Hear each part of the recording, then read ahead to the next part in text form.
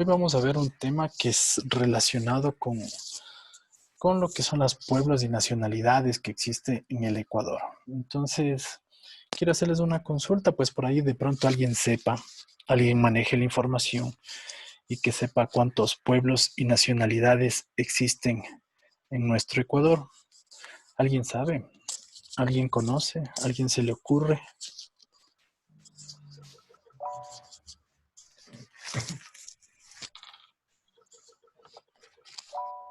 A ver, sin pelearse, uno por uno. 17 pueblos Y mexicanos.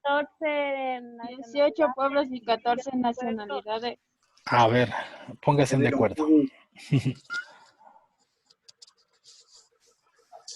Vamos, antes de ir por los números que por allá ya votaron. ¿Saben cuál es la diferencia entre pueblo y nacionalidad?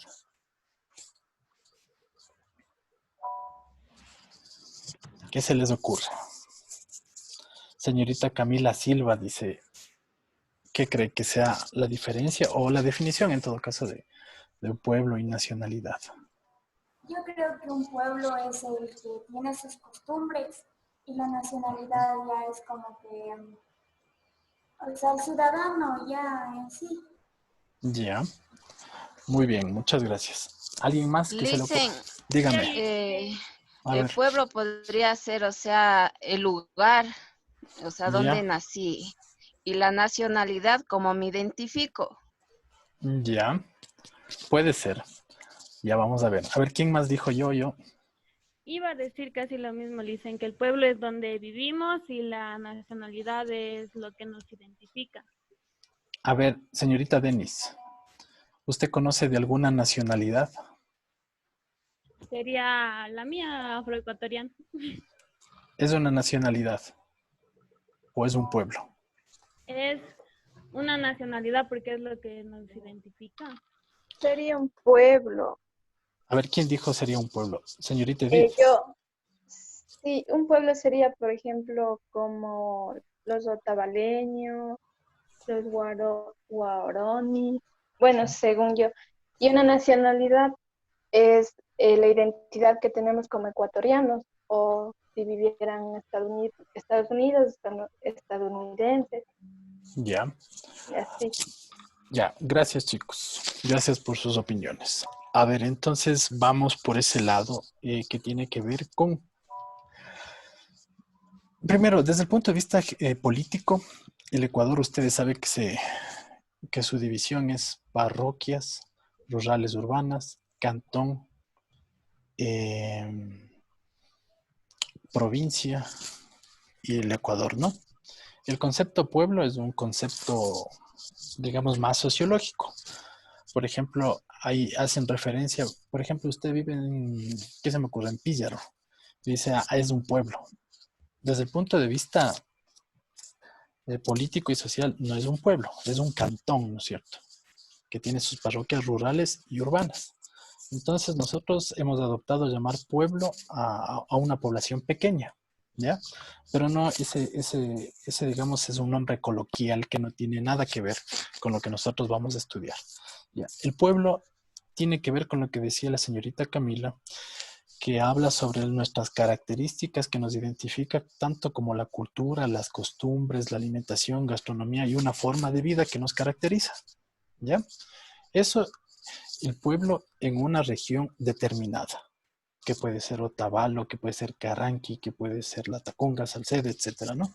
Ahí pueden encontrarse incluso muchos pueblos. Ya yéndonos desde el punto de vista de los indígenas, ¿ya? Pero en cambio la nacionalidad tiene una connotación. La nacionalidad tiene las características del pueblo, pero tiene un determinado territorio que les corresponde, ¿ya? Entonces ahí podemos hablar de la nacionalidad guaraní. Esto está ubicado en el Pastaza, en las provincias entre Sucumbíos y Pastaza, donde la nacionalidad guaraní tiene delimitado un territorio. Y quizá ustedes se deben acordar de esto por la explotación que hubo al Yasuní, cuando decían que están afectando los territorios de esta nacionalidad guaraní. Y entonces hubo movilizaciones, hubo una preocupación de qué va a pasar con estos pueblos que son, con esta nacionalidad que es no contactada, o sea que no tiene contacto con otras Dice, civilizaciones. disculpe, Dígame. ¿por qué nacionalidad? O sea, Eh, ¿por qué se refiere de nacionalidad al guaraní? o sea, ¿por qué me refiero a ellos? Porque es un ejemplo de los pueblos y nacionalidades que haciendo el caso de la nacionalidad, tienen un territorio determinado. Por eso le hacía referencia a la nacionalidad.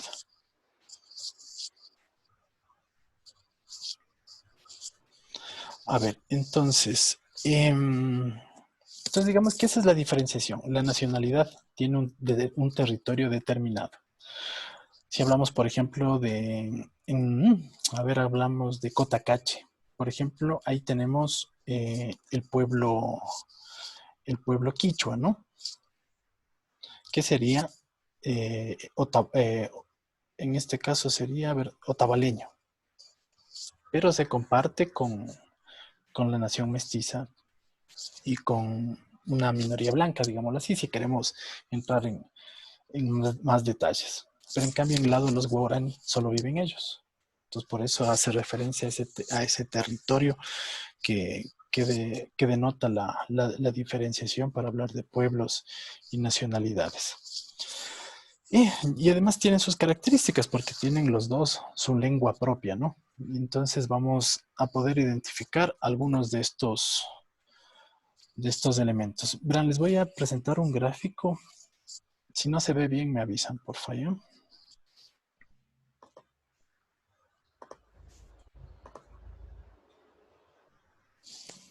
Chuta, ¿le ven? No, creo que no.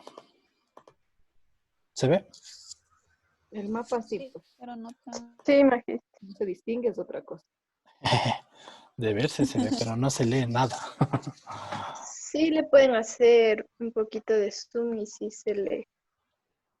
A ver, el mouse sí se ve, ¿no?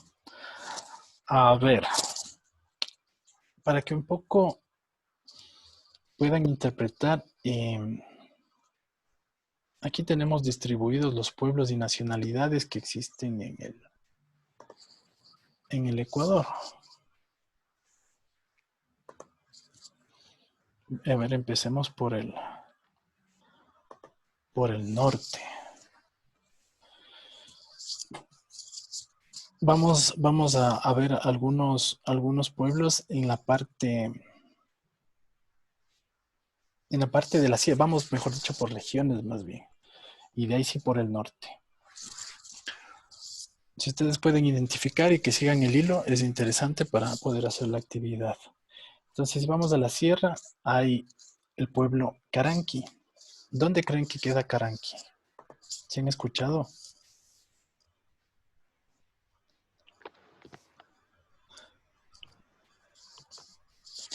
¿Alguna vez alguien se ha ido a Ibarra? ¿Alguien es de Ibarra? Sí, dicen es por Ibarra.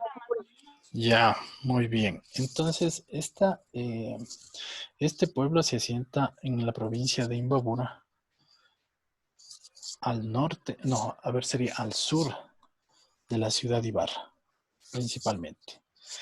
Luego tenemos otros pueblos que ya tienen sitios físicos, en concreto, por ejemplo, Natabuela o Tabalo, que ustedes se ubican, ¿no es cierto? Natabuela es una población igual en Imbabura, o Tabalo igual. Luego en Pichincha tenemos al pueblo Cayambi, que está en el cantón Cayambe. Luego tenemos Quitucara. El Quitucara, se dice que se asienta principalmente en lo que es la provincia de Pichincha, en Pintaj, pero también es reconocido en algunas partes de Quito que se autoidentifican y se autodeterminan como en Quitucara. Luego tenemos Panzaleo. ¿Han escuchado de esta población ustedes de Panzaleo? Cuando se van para el sur, cuando antes entraba pasando Salcedo y antes de llegar a Yambo. Ahí hay una población. Ya esta población, ahí es la población, se llama Panzaleo. Y ahí está ubicado este pueblo. Luego tenemos Chibuleo, que eso ya es en la provincia de Tungurahua, en la parte alta de Ambato, como quien se va para Guaranda. Luego tenemos Salasaca, esto igual a las afueras de Ambato, como para irse a Baños.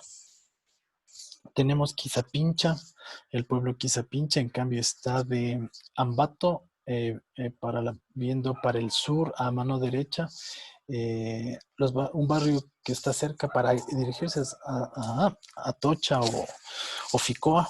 Entonces de pronto están escuchando las gallinas de Pinjo. Entonces subiendo toda esa montaña que hay ahí, se llega a Quizapincha, que es conocida igual por su producción de cuero. Luego tenemos quichuas de Tungurahua, que están desperdigados en todos los cantones de la provincia de Tungurahua.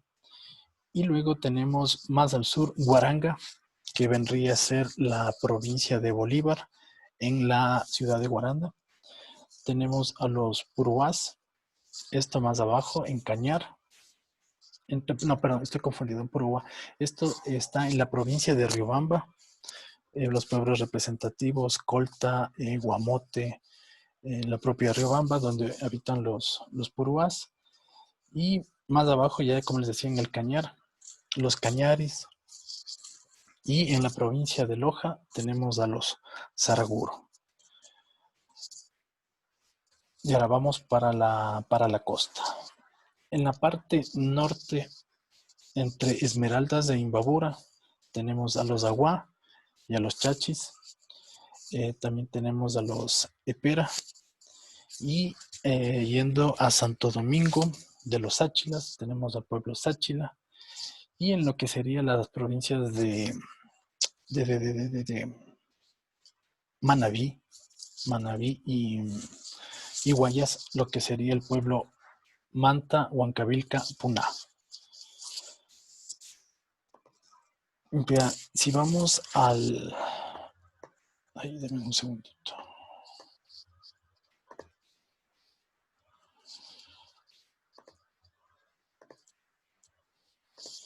Ya, si vamos para la parte del oriente, tenemos a los cofanes. Luego tenemos en la provincia de Orellana, ¿no? Luego tenemos a los Secoya. Luego tenemos a los Siona, que están igual en la provincia de Pastaza. Luego tenemos a los Guarani, que están en la región de Pastaza. Como les decía, que estaban entre Orellana y Pastaza. Luego tenemos a los Chiviar,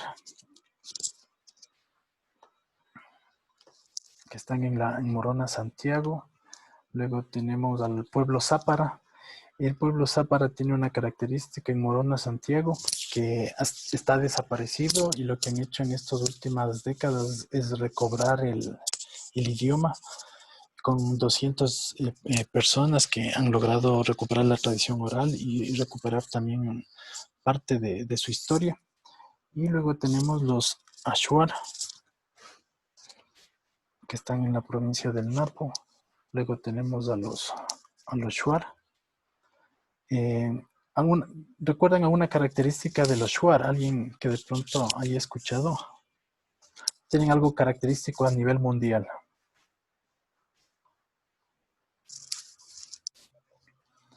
¿Alguien? La vestimenta. No, mucho más característico que la vestimenta. La extensión Por- de la... ¿Por? Por su cabello pintado. No, los únicos que se pintan son los sáchilas. Sí, sí. Ajá, sáchilas. Tienen algo más característico y más conocido que su vestimenta, que es más parte de sus costumbres. Por la chicha que hacen. Más todavía, más que su gastronomía, es algo... Su Es algo- visión del mundo.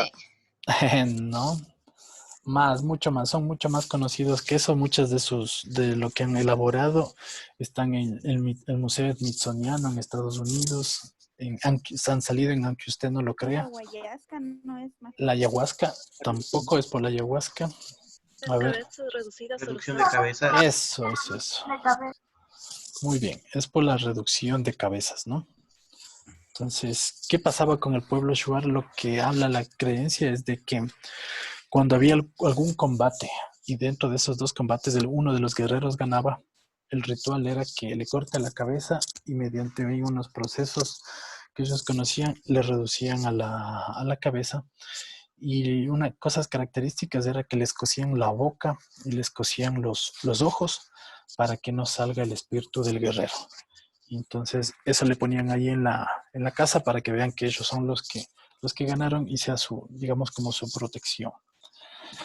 Ya.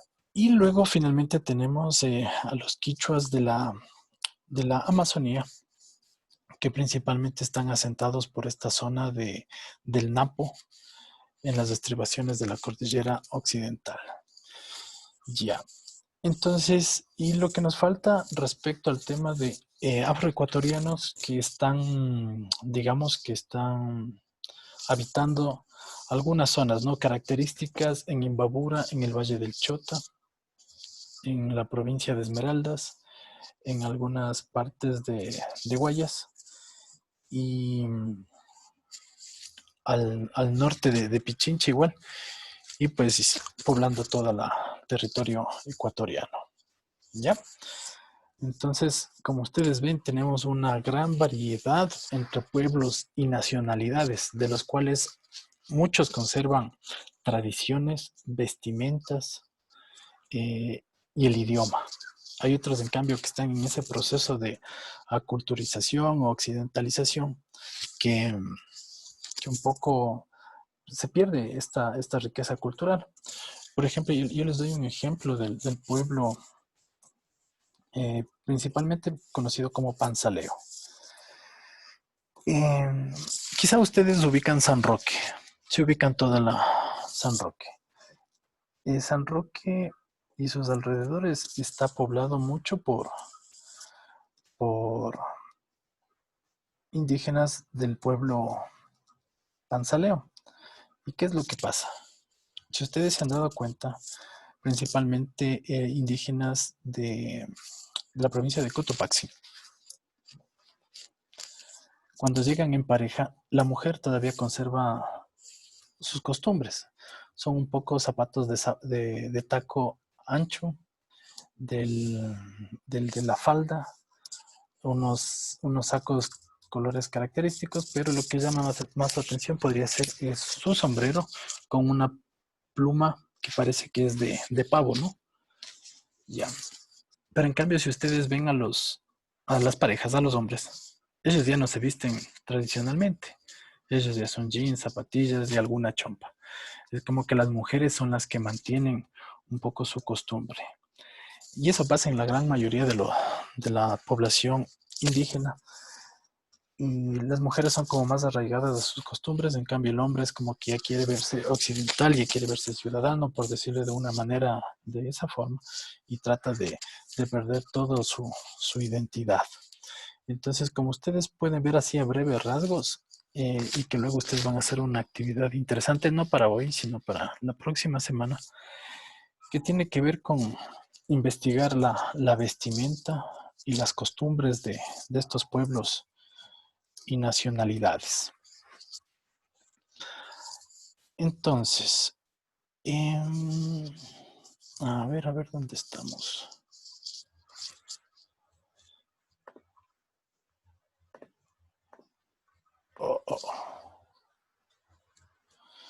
Uy, ya me perdí.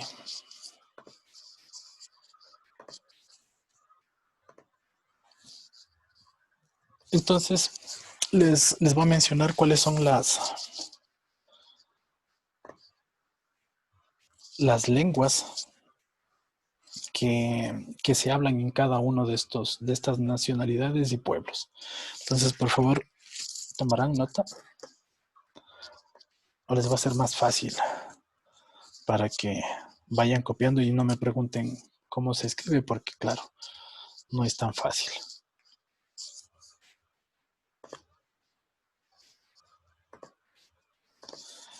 De la nacionalidad Aguam.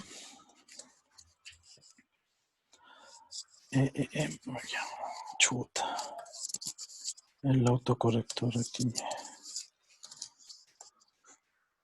Ya, si ven ustedes en el chat, tenemos de la nacionalidad Aguam.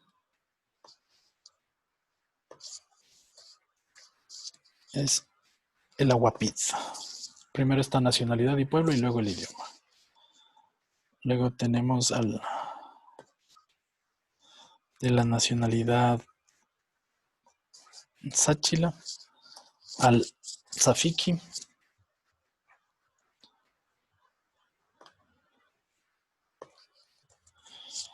Luego de la nacionalidad Epera. Según los estudiosos, hay 3 dialectos. Según lo que mencionan, que es el Cepede, Epera y Pedede, perdón. Lo que nosotros aspiraríamos es que si nos preguntan cuál es el lenguaje de los Epera, será Epera.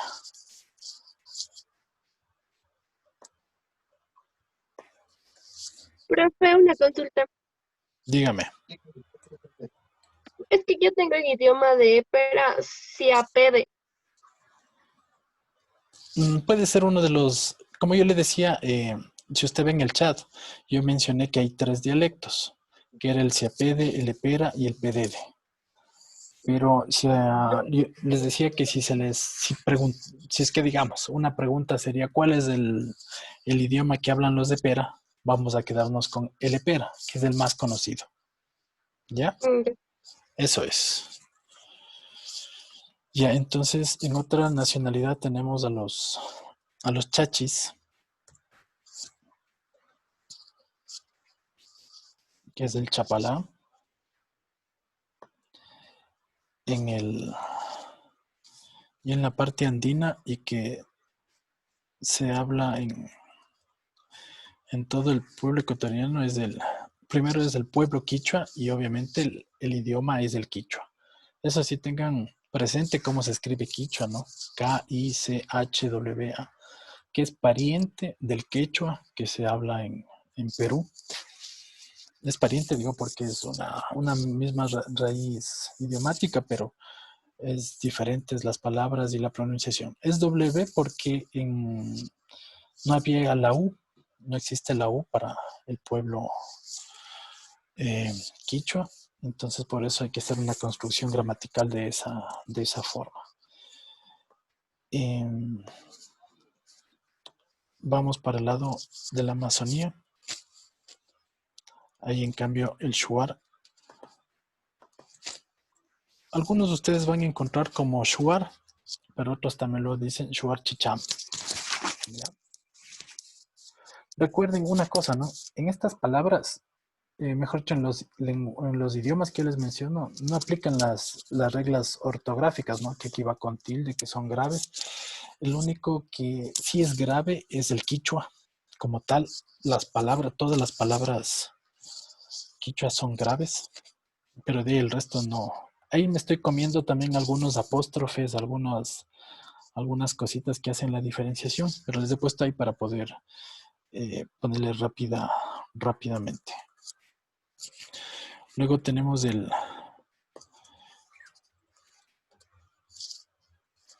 Ashuar, que también es muy similar, que son de la misma familia idiomática del el Shuar, el Ashuar, el Shiviar.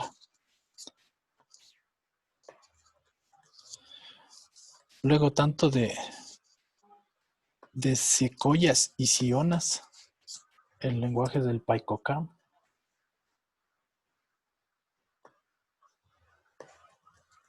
Profe, Dígame. en Achuar usted puso actuar. Es Achuar mismo, ¿cierto? Sí, Ashuar, perdón. Sí. En la digitada me jalé. Gracias por hacerme notar eso.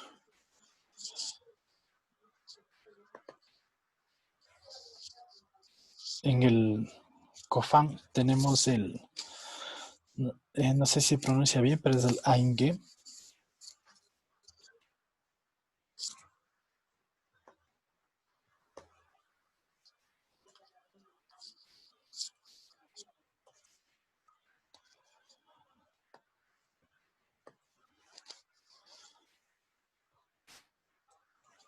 en el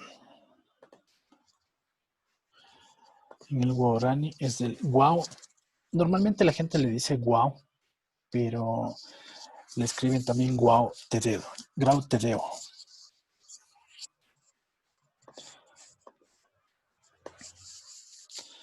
Luego tenemos para el pueblo agua. La lengua es aguapitz.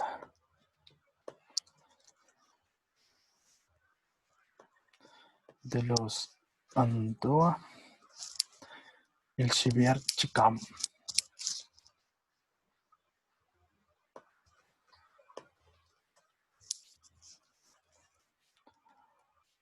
De los Siona tenemos el Baikoká. Incluso ustedes, si es que se ponen a buscar, van a ver que lo escriben Baikoká. Y como les decía, de esos últimos lenguas que le pudieron recuperar es la del pueblo zápara, y el idioma es el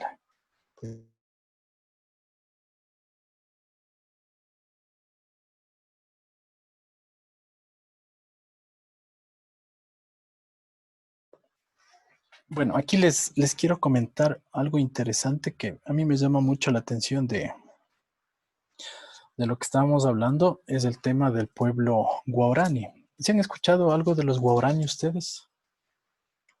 ¿Tienen alguna idea? ¿Alguna referencia por ahí?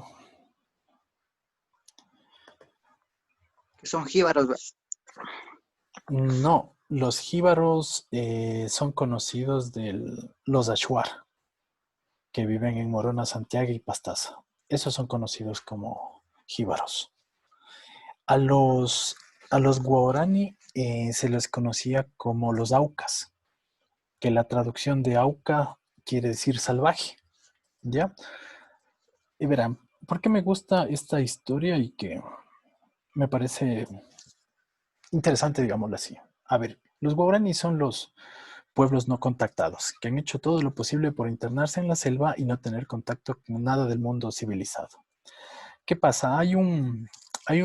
Digamos que una de las características es que en los años 50 y 60 existió el Instituto Lenguano, el Instituto del Lenguaje de Verano, ILB. Sí, el ILB. ¿Qué querían hacer ellos? Era la evangelización de estos pueblos.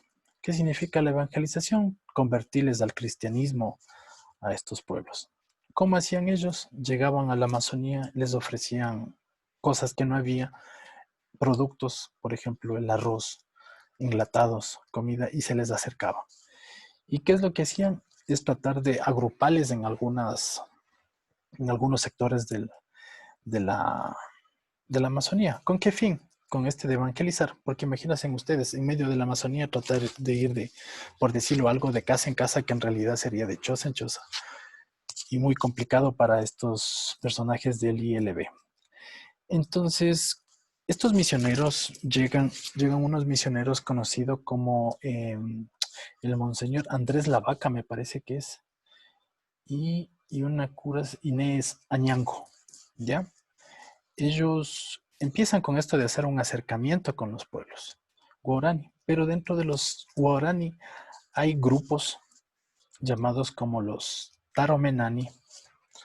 Los Taromenani, también conocidos como la traducción vendría a ser los pata coloradas.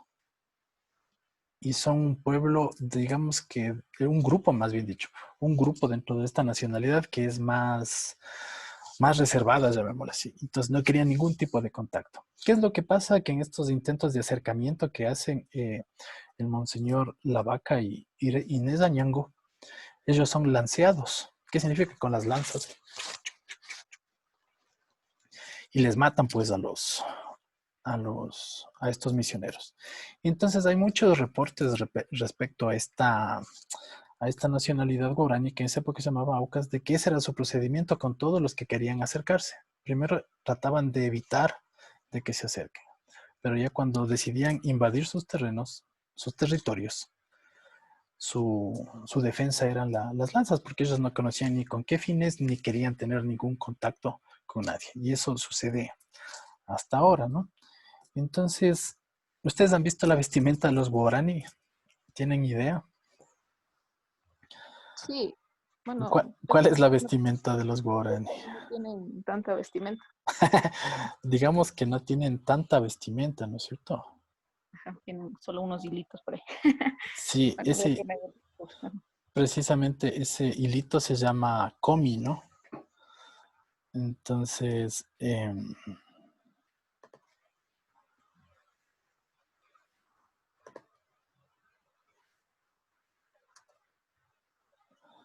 les voy a indicar una de las vestimentas de los guaraní y sin que se emocionen, por favor, si causa sensibilidad, me avisan, ¿ya? A ver. No son los...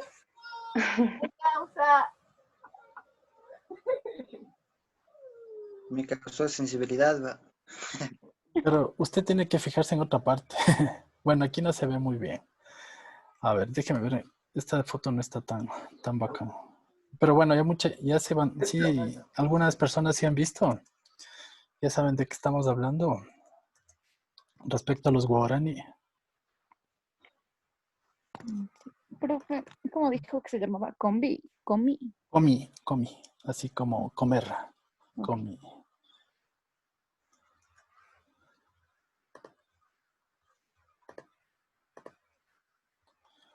Ahí tenemos otra. El personaje de la derecha como que ya está más aculturizado porque parece que está con un calzoncillo. Pero el resto, miren ustedes cómo es, digámosle así, la vestimenta. Y otra de sus características, si ustedes ven sus orejas, que son, que lo que ahora podríamos llamar con expansores, ¿no? Que se van perforando y le van ampliando al lóbulo. Y una de las características de ellos, ¿no? Esas lanzas, si se fijan, al filo de la foto. Y este es el tipo digamos, de vivienda que utilizan, ¿no? Este tipo de chozas.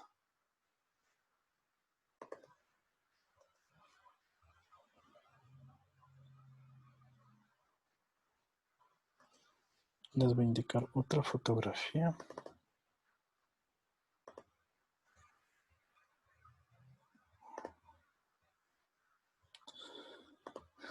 Oh.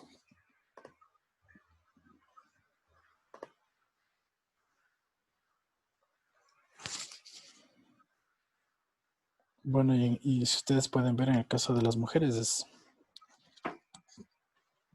algo característico, digamos, es ese pintado de achotillo en la parte de en los ojos.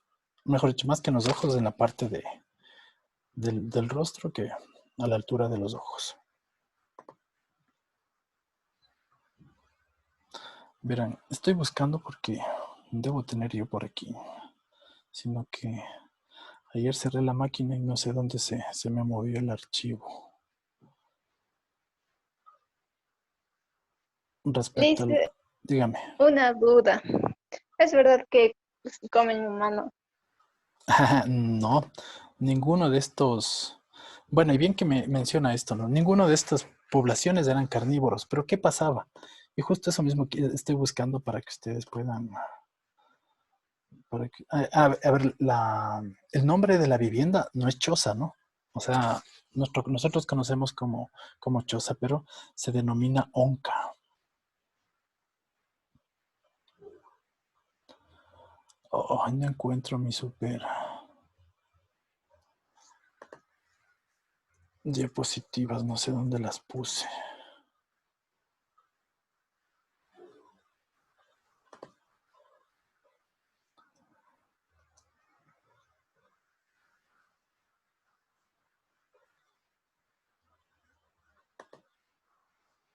Ya las encontré, ya las encontré.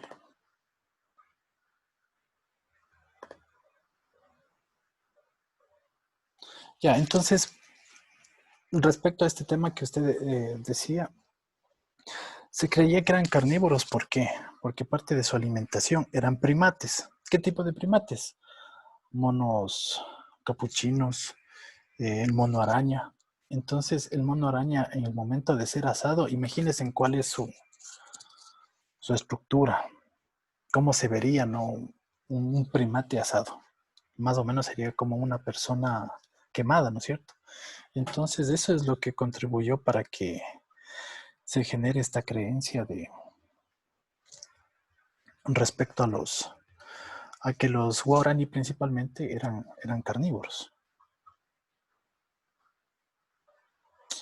Denme un segundito que para variar se me colgó esta cosa. El programa. Profe,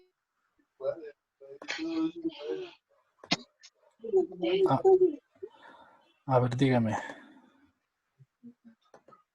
o sea, bueno, ya es como 2 años o algo así que yo escuché que todavía había civilización, bueno, pueblos o civilizaciones dentro de la Amazonía, casi por el Yasuní, que todavía no eran investigadas, sino que eran así como nómadas de igual manera. O sea, todavía existen estas civilizaciones. Ya, a ver, no podríamos llamarse civilizaciones, sino más bien de grupos de personas no contactadas que se llaman Tagaeri y Taromenane, que hace referencia a ellos, que ellos están recorriendo todas sus selvas, no se establecen en una sola zona, pero de ahí no salen. A ver, ¿dónde está? ¿Dónde está? Ya por aquí le tengo. Pero sí deben ser peligrosos, ¿verdad, Lisa? O sea, Porque por el oriente me dijeron que hay unas señaléticas donde te prohíben ir a tal lugar por esas personas. claro, es que un poco como ellos quieren vivir alejados, lo que no es aconsejable es que estén por esas zonas. Sí, sí pueden ver la diapositiva. Sí. Bueno, entonces ahí vamos a hablar un ratito de los guaraní. Y aquí vean lo que les decía. Si ustedes pueden ver en la parte inferior, que está con un verde más agua, digámoslo así, es el territorio que corresponde a la nacionalidad guaraní, que está dentro del Parque Nacional Yasuní. Y precisamente para la explotación de esto del ITT, ¿se acuerdan del Ispingo Tambococha Tiputini? Era parte de la reserva guaraní. Y para poder explotar lo que hicieron es reducir estas áreas de protección para poder explotar el petróleo. Entonces, bueno, ahí está un detalle mire la extensión de cuánto representa el territorio guaraní, son 678,000 hectáreas. Aquí tenemos los subgrupos que les había mencionado, que tenemos, vea, Toñampare, Kenahueno, Tigüeno, Kiwaro, Damuintaro, Sapino, Tigüino, Guamuno, Dayuno, Kihuereno, Garzacocha, Kemperi, Mina, Caruhue y Tagaeri. Entonces, estos Tagaeri son de los, digamos así, que no son los más salvajes, sino que prefieren vivir en condiciones de no contactados, ¿ya? Esa es la palabra exacta, porque hablar de salvajes es como que andan por ahí matando a la gente. Y básicamente es gente que ellos ven su cosmovisión, como alguien decía, o su realidad, que quieren estar en el entorno de la naturaleza y no quieren tener contacto con nadie, ¿ya? Pero como le ven, dentro de los guaraní hay subgrupos. Lo que les decía, no peyorativamente eran conocidos como aucas porque eso significaba de que eran salvajes y violentos, ¿no? La traducción. Bueno, mencionarle que su forma de vida es cazadores, guerreros, y su forma de vida interfluvial quiere decir que navegan mucho y que recorren mucho a través de los ríos para conseguir su alimentación. Su economía y organización es respecto al mundo espiritual. O sea, ¿qué quiere decir eso? Que dentro de la selva lo que ellos conciben es de que ese es su Dios y esa es su forma de vida y eso es lo que les da todo. Un poco para aterrizar a lo que hemos estudiado, es como esa visión de la Pachamama que nosotros hemos visto.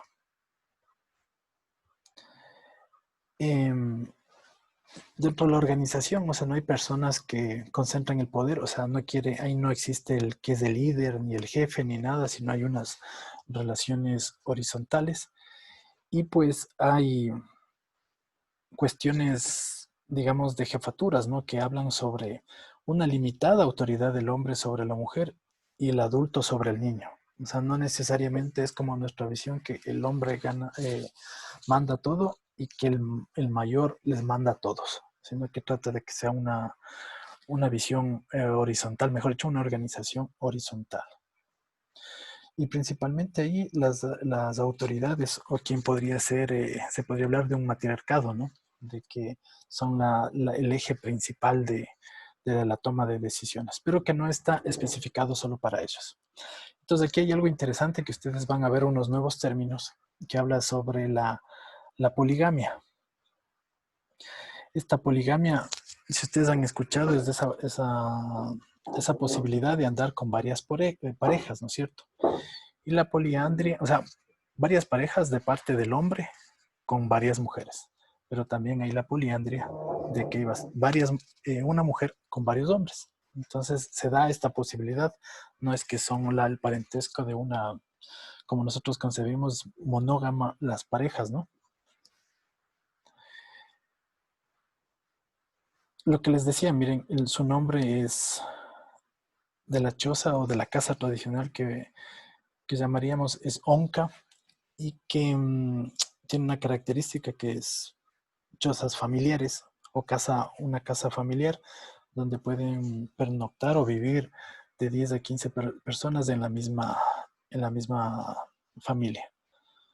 Como les decía, no hay jerarquías y lo que se habla de un reparto natural de las cosas. ¿A qué hace referencia eso? El que puede cazar va y caza, el que puede cosechar los frutos va y lo hace. Bueno, esto es otra fotografía de la onca.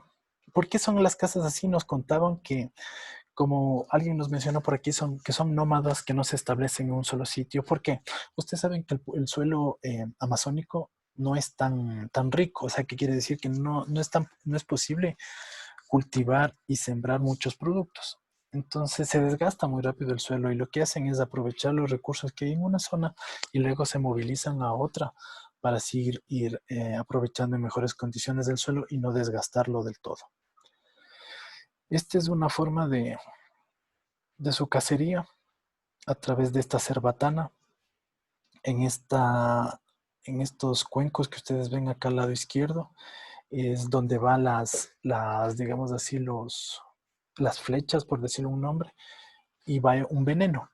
No sé si con ustedes hablé de este tema de esta ranita de la Dendrobates tricolor, que tiene el compuesto que es la dendrobatidina, y pues que es uno de lo que se ocupaban aquí para poder cazar y adormecer a la presa. Entonces, miren, esta es parte de la alimentación y de lo que ellos van a cazar, no lo que se conoce como la pava de monte. Si ustedes ven abajo de ese Pipile cumanensis, ese es el nombre científico de la pava de monte. Y miren, acá tenemos lo que les decía, la alimentación que va principalmente del mono araña o el tití rojo. Y ahí tenemos uno el mono araña cazado. Y aquí lo que ustedes decían, y yo también les comentaba. Miren, luego de hacer asados, si ven aquí en la parte de acá y en la parte de aquí abajo, si ustedes ven así, en breves rasgos, lo que pueden ver es que puede ser un niño que esté siendo quemado o comido, no sé cómo llamarlo. Entonces, básicamente esas eran las creencias, porque no era que alguien llegaba, veía y pasaba con ellos y decía, no, si comen humanos, sino que más eran sobrevuelos o la gente que vio de lejos y decían, no, comían principalmente niños, por lo que estos monos eran pequeños y se atribuía a este tema de carnívoros.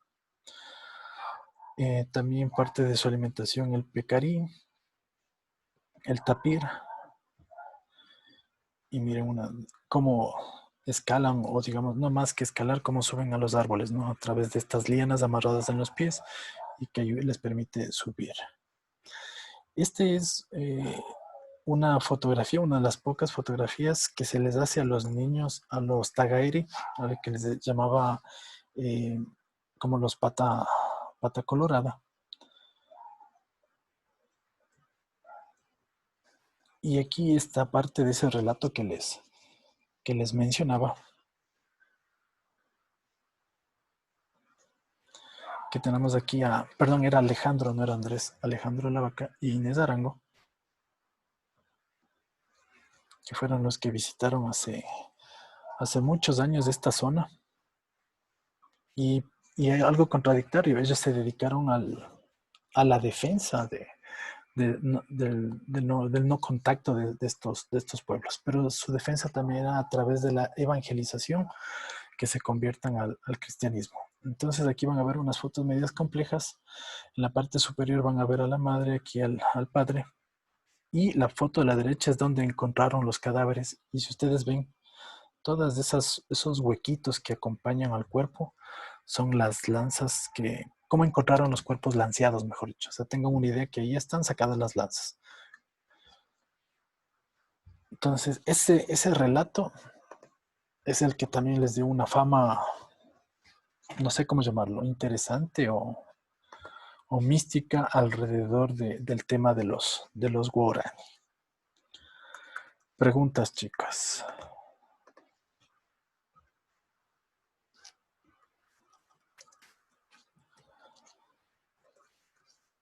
¿Sí sabían eso? ¿Habían escuchado?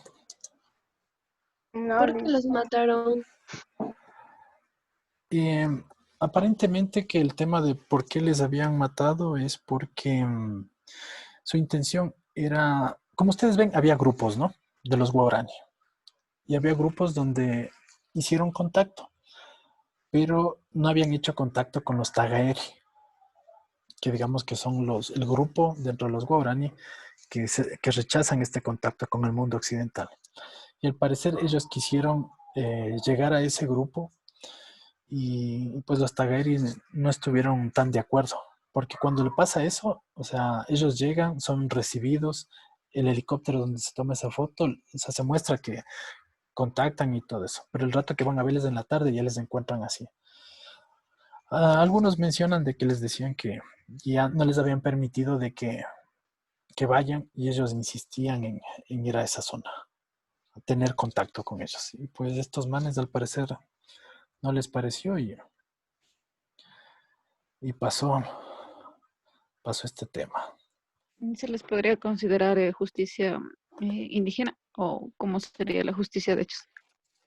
Chuta, no, ahí sí no sabría decirle porque un poco la justicia indígena tiene la visión desde los pueblos quichuas y la concepción y desde el tema jurídico es adoptado desde el pueblo quichua.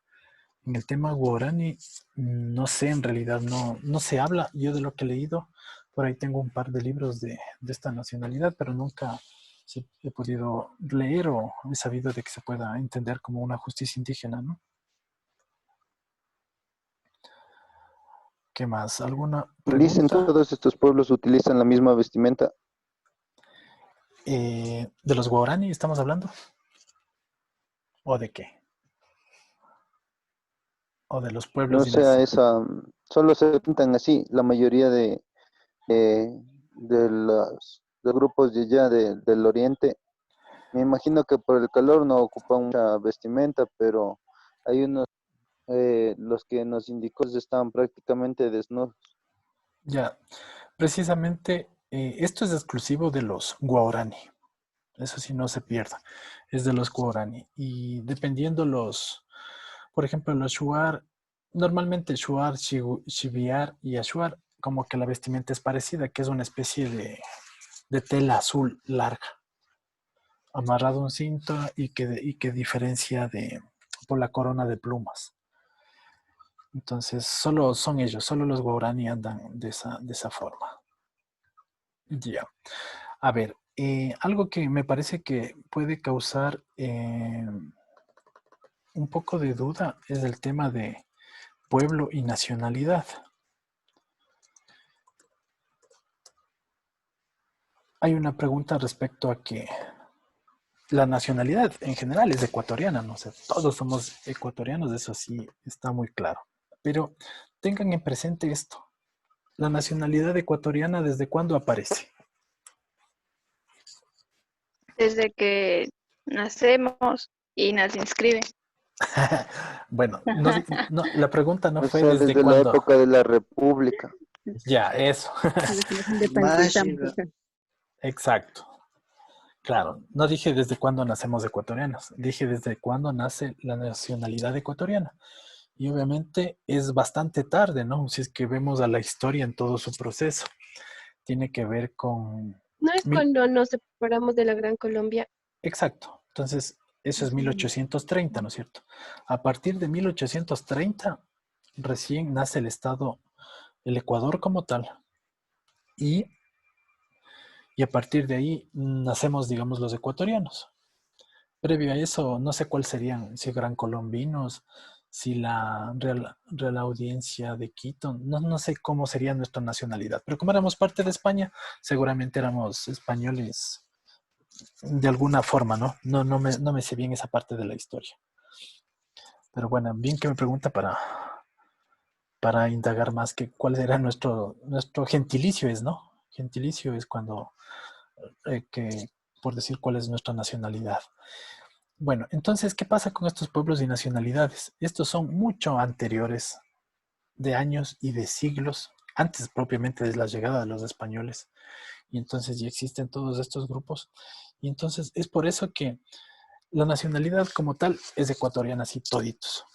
Pero dentro de su cosmovisión, desde su punto de vista, hay naciones y nacionalidades que habitan dentro del Ecuador. Entonces, un poco la diferenciación puede ser que el pueblo hace referencia, como les decía, a un territorio en específico. Y entonces la nacionalidad, en cambio, hace referencia ya a una territorialidad, pero dentro de los ámbitos políticos y sociales de Ecuador. Y esto aplica en específico al pueblo, mejor dicho, a los pueblos y nacionalidades indígenas, para que no se me pierdan mucho. Si usted se considera mestizo o mestiza, no pasa nada, usted es ecuatoriana y nada más. Pero dentro del mundo indígena hay su propia representación, porque entienden de que ellos su nación no es a partir de Ecuador, sino mucho más antes, por decirlo así, o anterior al aparecimiento de este estado. Dice, y en Galápagos. En Galápagos, a ver, ¿qué le puedo contar de Galápagos?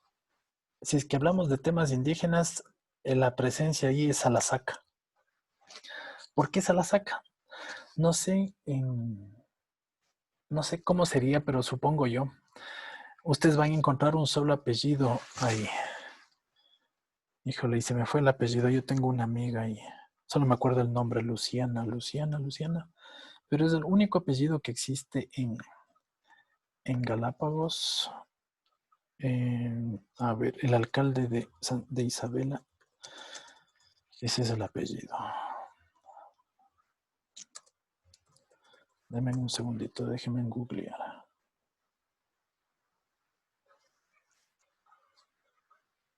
Tupiza es. Ya. Bueno, entonces, básicamente no ha habido existencia de humanos o de grupos indígenas propios. Los únicos que se han asentado en esta zona son los que han logrado ir desde el continente. Y el único grupo que se ha asentado allá y que tiene representación, cultura y mantiene su vestimenta y todo en Galápagos son los Salasacas, que vienen obviamente de la provincia de Tungurahua. La gran mayoría de galapaguenses allá provienen de Tungurahua. Claro que hay presencia también de Quito y de Guayaquil, pero más ustedes van a encontrar gente que vino o sus ancestros fueron de Tungurahua. ¿Por qué? No sé exactamente. ¿Qué les puedo contar? Pues previo a que se pueblen las islas, Isabela, por ejemplo, era un penal. Allá mandaban a la gente que querían entre el destierro político y entre delincuentes. Les mandaban allá y no encontraban nada que hacer. Hay una parte de Isabela que se llama el Muro de los Lamentos, que es un sitio de los Lamentos. Eso es en Israel, el Muro de las Lágrimas, que hicieron una pared con la lava volcánica, porque ahí los presos no tenían que hacer. Entonces les ponían a trabajar en estas cuestiones. Dicen que la gente prefería morirse porque primero estaban en medio de la nada y sin mucho que hacer. Entonces parece que duró 5 años esa colonia penal. Previo a esto, visitado por bucaneros, por piratas. Hay algunas historias interesantes que, bueno, les contaré, por ejemplo, como la baronesa y una cuestión que pasó en la isla que se llamaba antes Santa María y ahora se llama Floreana. Pero bueno, esa será para otro capítulo. Entonces, ¿alguna otra pregunta? Yo, Lisen. Dígame.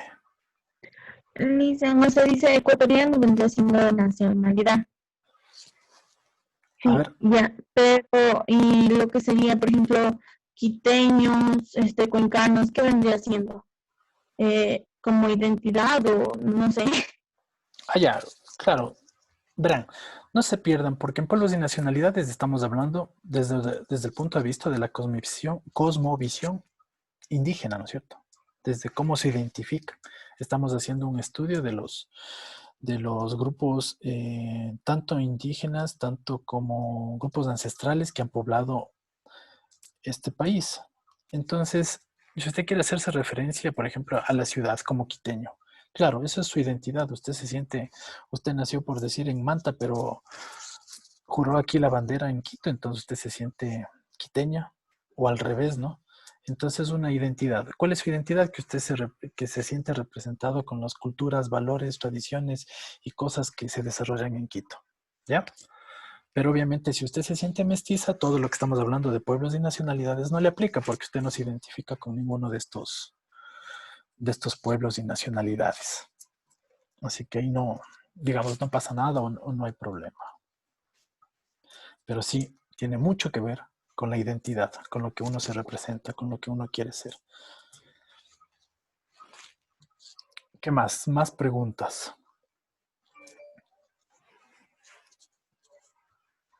Señorita Nangonó, ¿qué dice usted? ¿Sabía de todo esto? Perdón, eso no lo escuché bien. Le decía que sí sabía de todo esto que hablamos hoy, de pueblos y nacionalidades. Sabía de algunas cosas, Liz. De otras sí me sorprendió. Porque no. Por ejemplo, ¿qué le sorprendió? De la vestimenta de los aguar que comandan. De los guaraní, ¿verdad? Guaraní. Me sorprendió porque no pensé que la vestimenta fuera así. O sea, yo he visto solo que saben andar con Viringos. Algo, pero no tan explícito así. Ya.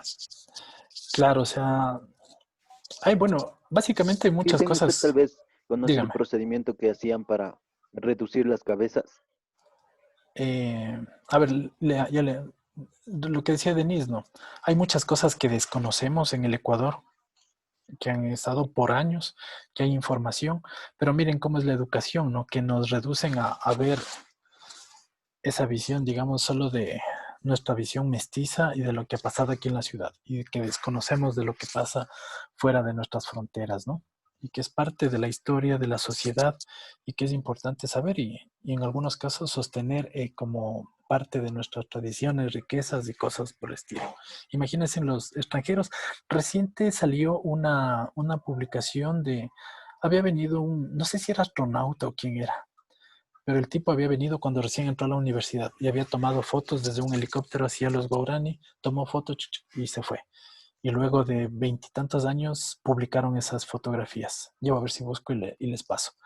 Y luego el tema de la reducción de las cabezas no me recuerdo muy bien. Alguna vez sí me explicaron, pero de gana le mentiría. Pero un poco tiene que ver con la deshidratación de las estructuras a partir de, como decir, hervile. Pero con algunas hierbas y eso hacía que se vayan encogiendo tanto los huesos como la piel. Dígame. O sea, que visitarles es imposible. El que llega a visitarles los mata. O sea, se corre ese riesgo, diría yo. No sé si le maten porque no ha habido reportes, pero sé yo que ha habido ataques a los madereros. ¿Qué significa esto los madereros? ¿Verán? Hay grupos de personas que se dedican a meterse dentro de la selva, ubicar las maderas más preciosas, digamos así, o más valiosas, y le cortan, y les botan al río. Y por decir, río abajo le recogen esa madera.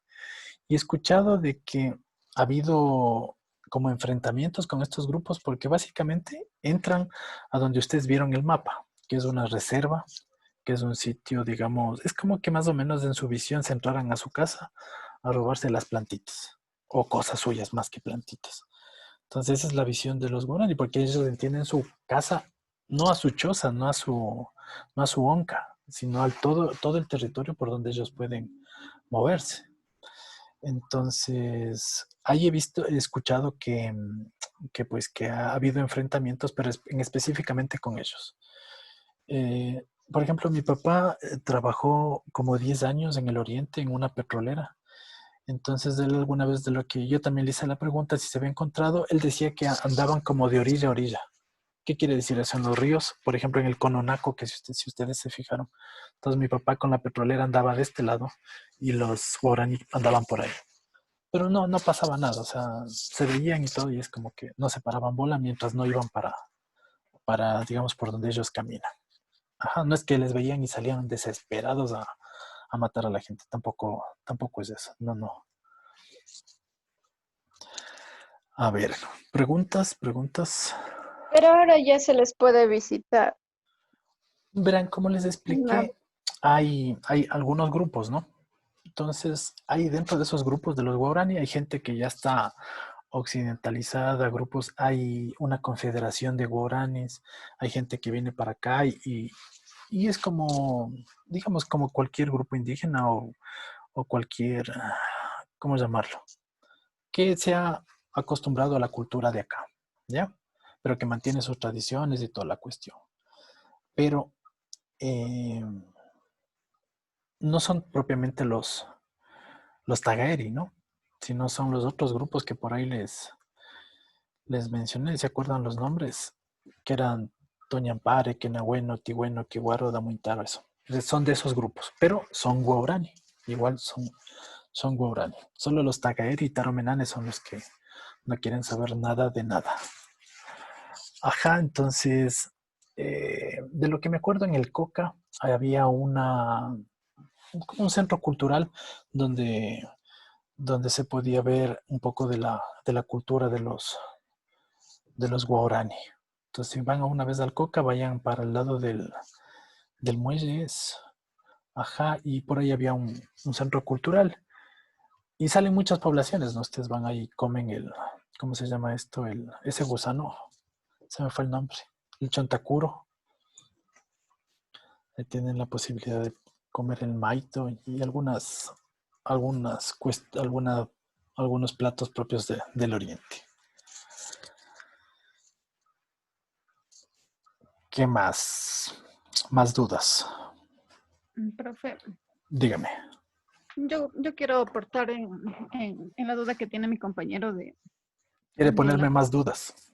No, le quiero ayudar. Ah, ya.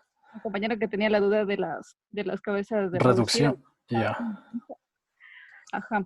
Y es un proceso en el cual se retira todo el material de adentro, se quita carne, todo, y se deja prácticamente la piel. Y después de hacerle hervir, hacer secar a solo la piel prácticamente es lo que queda. De ahí dicen que dentro se le pone un pedazo de madera, una bola para que conserve la forma. Se le cose los ojos y igual en la parte de los ojos se le ponen semillas. Y para que no quede ningún olor desagradable, nada, se retira todo vestigio de la piel. Y para que los labios, no sé si han visto, de lo que están cosidos son como más morenos. Con un machete al rojo vivo se les da ese color. Y ya cuando está cocido toda esa parte, con carbón se le da ese color a la piel, ese color medio negrito. En la parte que hierve, todo el proceso, no sé cómo, pero dicen que no afecta nada en que se caiga el cabello. Por eso es lo que conservan, incluso les hacen al rato que ya está, les ponen entre la parte de la barbilla, cosas así, esas bolitas, para como darle, digamos, para darle, no sé si como un aspecto más novedoso, más bonito, se les ponen bolitas, cosas así para que queden dentro de la chiva, digamos, de la barba y del cabello. Y eso se le cuelga así en las partes, a veces en las puertas y si no en lugares dentro de la casa para conservar como un triunfo de la guerra. Ya, muy bien, Pero muchas gracias. en un caso me imagino, ¿no?, que cuando hacen hervir, la carne se viene a cocinar y me imagino que le ponen algo, porque en sí la carne igual se pudre, Sí, sí, es pero una, esas cabezas permanecen ahí por años y años y años y eso no se pudre. A sí, eso me dice que es refería, un agua que deben de haberle puesto algún, no sé, alguna agua, algo que pueda mantenerlo sin que se pudra. según dicen que es un agua que tiene preparado con hierbas. Hierbas, no lo sé. Y eso ¿Con cuáles? Claro. investigado igual, pero sí. Eso es lo que dicen. Igual pueden ustedes googlear. Muy bien, muchas Gracias. gracias. Gracias por su aporte. ¿Qué más? Poder hablar de mucho de este tema de la etnobotánica. Sería interesante igual que puedan revisar este tema de la ayahuasca o el jeje, que lo que hace es este tema de poder, mejor dicho, que utilizan los chamanes para poder hacer viajes astrales, es lo que llaman, y poder incluso llegar a hacer curaciones. Ustedes saben que en la selva no hay doctores, no hay nada, y entonces me contaban relatos, por ejemplo, de un chamán que él decía que cuando toman este yagé, que son algunas plantas, es así un brebaje que hacen, y lo que hacía es como separar su alma de su cuerpo, y lo que hacía, por ejemplo, en el caso de si es que le mordía alguna serpiente, ir hasta el sitio donde le mordía la serpiente y poder identificar qué especie. Y entonces cuando regresaba le decía a la persona, mira, tienes que tomar esta planta o tomar esto, que esto va a ayudar digamos, a curarte o saber cuál es el antídoto en el caso de la mordedura de una serpiente, si es que era venenosa, por decir, ¿no? Entonces, claro, son parte de los relatos que se ha escuchado y parte de esa tradición oral y de la cultura que existe alrededor de muchas de estas poblaciones. Entonces, claro, esos son mundos muy grandes que hay por estudiar, y nosotros en este estudio de lo que hemos tenido clases, casi hemos hablado en exclusivo de los quichuas, de la visión quichua y andina del mundo. Hay muchas visiones, nos faltaría ver desde el tema afroecuatoriano, por ejemplo, o de cada una de estas nacionalidades de la región amazónica. ¿Cuál sería esa visión? Que coincide mucho, sí, con esta visión andina y la cosmovisión indígena, pero que también tienen sus particularidades cada uno de estos grupos. Listo, chicos. ¿Preguntas, dudas? Profe, ¿la ayahuasca de qué pueblo es originario?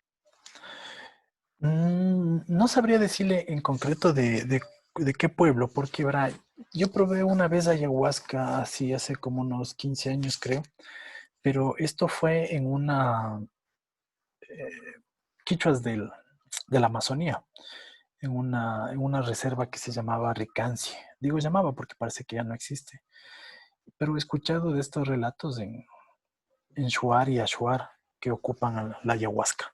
Entonces, creo que no es propio de alguna nacionalidad, sino que más creo que se inscribe en la región amazónica, del aprovechamiento de algunas plantas y del conocimiento que tienen. Por ahí creo que es la cosa. Ya. Bueno, chicos, no hay más preguntas. Entonces, verán, ¿qué es lo que vamos a hacer? Y que necesito ponerme de acuerdo con el presidente o con la persona que esté a cargo de esta materia, que algo así me comentó el señor presidente respecto a un trabajo que vamos a realizar para la próxima clase, que tiene que ver con hacer una exposición de alguno de estos pueblos y nacionalidades que ustedes decidan realizar. No les voy a decir ustedes hagan esto. Lo que necesito, señorita o señor, es que hacer grupos. Supongo que tienen grupos de trabajo. Lo que me gustaría trabajar es en máximo grupos de 4 y eh, que sean grupos afines, ¿no? O sea, yo tengo la idea de que grupos afines trabajan mejor y pues evitarme ahí inconvenientes de pronto con algún otro grupo. ¿Y qué es lo que vamos a hacer respecto a los pueblos y nacionalidades? Poder averiguar sus costumbres, su vestimenta y costumbres, las dos cosas. Entonces, ¿qué vamos a hacer? Vamos a conseguir fotos, videos, todo lo que sea representativo de ese pueblo o nacionalidad. Yo supongo que como ya tienen el listado, ustedes pueden hacer un sorteo. Pueden hacer de los más representativos, pueden hacer de los que haya más información. Por ejemplo, si es que vamos de los Andoas o de los, ¿cómo se llama de los Zápara, va a ser más complicado obtener información porque, como les decía, recién lograron recuperar el idioma, entonces es más difícil. De los otavaleños supongo que va a haber más información, va a haber más información de los pueblos andinos y de los amazónicos. Un poco de los de la costa no va a haber mucha información, pero eso es algo que les pongo en antecedente, ¿no? Y esto va a estar un poco en función también de cuántos grupos. Si somos como 40, serán 10 grupos, ¿no? Somos 39. Ya, entonces por ahí, no sé, yo digo que máximo que sean grupos de 4. Por ahí si alguien se queda sin grupo o pasa algo, pueden ser de 5, ¿no? No hay problema, ya si es que por último son de 5. Lice, una pregunta. Dígame. ¿Cada grupo hace todos los pueblos y nacionalidades o dependiendo de los grupos nos dividimos? Claro, lo que vamos a hacer es dividirnos. Por decir, señorita Edida, usted va a ser de los Shuar. Usted y su grupo va a ser de los Shuar. Marco va a ser de los de Pera. Denise va a ser de los Agua. Así no. Un poco, Marco, habría que hacer un sorteo, supongo yo, ¿no? Sí, entonces más o menos saldrían 9 grupos de 4 y un grupo de 3 personas. Ya. O sea, así más o menos. Entonces tendrían que ser expuestos 9 pueblos o nacionalidades. Quizá alguien por afinidad quiera decirle, eso quiero que me ayude. Usted organice a quién le corresponde los Guarani, por ejemplo, ¿ya? Ya. Y que hable de eso. Y ahí de todas formas con Denise nos organizamos para hacer eso. Ya. Lo que les pido, chicos, es que verán, este tipo de exposiciones, lo que no me gusta, y de una vez les pongo en antemano, es que hagan una diapositiva y se pasen leyendo texto. Si van a hacer eso, de plano ya les digo 0. Si es que tiene que ser una exposición, quiere decir en función de lo que han preparado, prender la cámara, recuerden prender la cámara y hablar. Que hablen todos no hace falta, no hace falta que hablen todos. Entonces quieren cosas así como más visuales, ¿no? Sí, porque más visuales les va a ayudar a ustedes mismos, más que a mí. Mientras se va a hablar, Así como las fotos que nos indicó Licen. Claro, o sea, si ustedes se consiguen unas fotos así explícitas, pues es mejor que el texto que esté ahí, ¿no es cierto? Eso es más didáctico. Entonces, si ustedes van a la presentación y me han hecho unas diapositivas, o sea, pueden hacer videos, pueden hacer diagramas, cualquier cosa. Pero si se les ocurre hacer cualquiera de estas cosas y están llenas de texto, ya mejor no pierdan el tiempo y de una ya les digo, eso es 0. Porque no venimos a leer diapositivas, sino más bien a que ustedes puedan exponer lo que han consultado, lo que han visto. O sea, no nos van a hacer más que contar lo que ya han revisado en el tema de una revisión bibliográfica, en el internet, etcétera, o en algunos libros. ¿Está claro? ¿Esta información hay que subirla a la plataforma después? Sí, porque esa será la base para ustedes también de parte de las evaluaciones al final que hagamos. Entonces... Pero entonces, claro, hacemos como dos trabajos. Uno por una parte que sea una síntesis más o menos de lo que hemos hecho junto con el nombre del grupo y luego lo otro que sea visual y todo eso que es interactivo, lo que sea hacer la exposición. No, solo lo interactivo. Eso también lo podemos subir, lo que pasa que en PDF no sé si se puede subir, pero sí lo puede... O sea, si usted quiere las dos cosas... Con las nuevas, el otro día que se reformó la plataforma, ya no hay como subir cualquier tipo de archivo a la plataforma. Claro, es que yo lo que les voy a pedir es el link. O sea, ustedes esto le van a subir, por ejemplo, en Padlet o en el Drive, y lo que van a subir es el link, ¿no es cierto? Yo lo que necesito es que suban el link para yo poder poner esas calificaciones, porque si no, luego no puedo. Ajá, no les voy a pedir PDFs ni Word ni nada porque no va a haber. Hay chance subiéndole al Google Drive, pero no me interesa eso. Me interesa que haya algo dinámico. Como ustedes hemos trabajado, por ejemplo, en Geniali, el Geniali les da una serie de opciones para hacer cosas interactivas. Hemos trabajado con ustedes el Nearpod, que también es bastante interesante.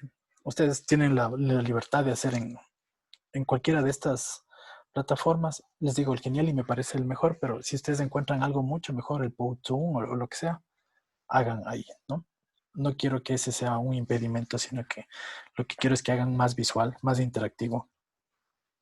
Y que de paso, mientras van haciendo eso, aprendan de muchas de esos pueblos y nacionalidades que existen y que de pronto ustedes recién se enteran. ¿De acuerdo? Indudablemente.